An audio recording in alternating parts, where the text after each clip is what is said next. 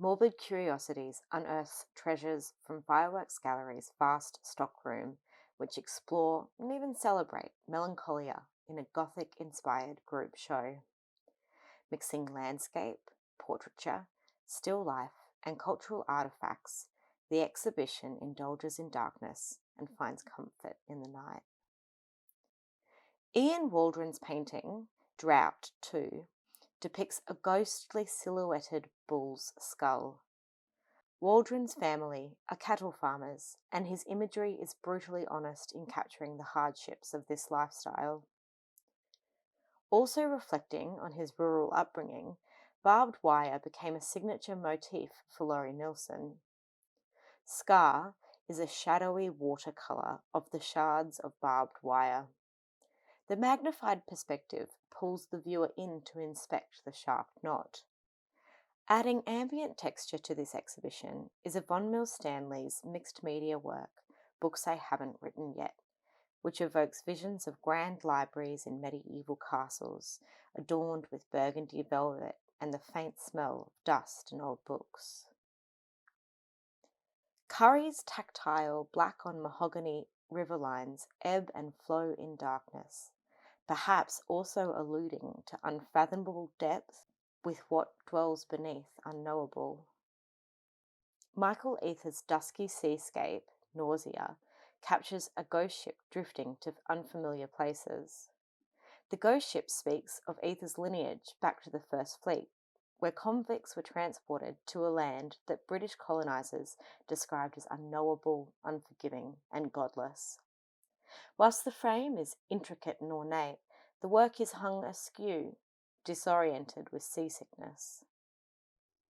Another painting in this exhibition that portrays this country in darkness is Night Sight 2 by Nelson Jagamara.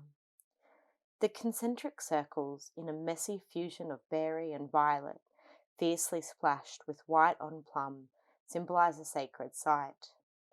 This monochromatic work is an abstract landscape where secret rituals take place. Memento mori, Latin for remember that you will die, is an artistic trope acting as a reminder of the inevitability of death. David Paulson's Still Life with Daffodils is a prime example of the form. Paulson's technical skill and mastery of light is obvious. The exquisitely rendered skull and blue bottle sit securely inside an otherwise incomplete work where initial sketch marks are still clearly visible.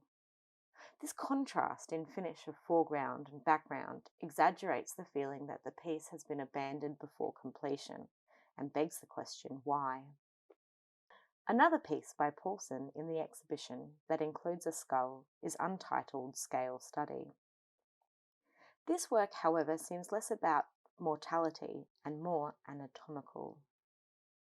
Artists with an interest in the accurate documentation of the human body have worked alongside scientists and doctors, dissecting corpses and illustrating the networks of flesh, organs, bones, tendons, and skin.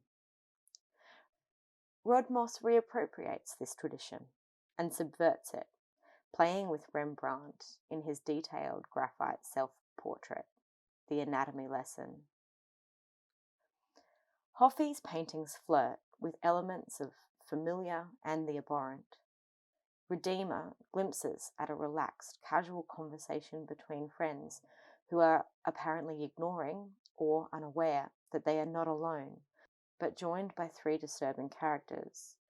These creatures burnish wide grins, revealing jagged teeth, and though they appear as cutesy plush toys, there is something overtly sinister in their being. The toy is also seen in Shiner, where the reference to violence is more obvious, the sitter bearing a black eye. Showing these emblems of childhood innocence in such dubious settings creates suspicion and discomfort. Piyali Ghosh's fine line drawing portrait is otherworldly. Made during a long period of intense isolation in India during the COVID pandemic, they emerge as visual metaphors for the emotional experiences of that time: loneliness, grief, and pressure.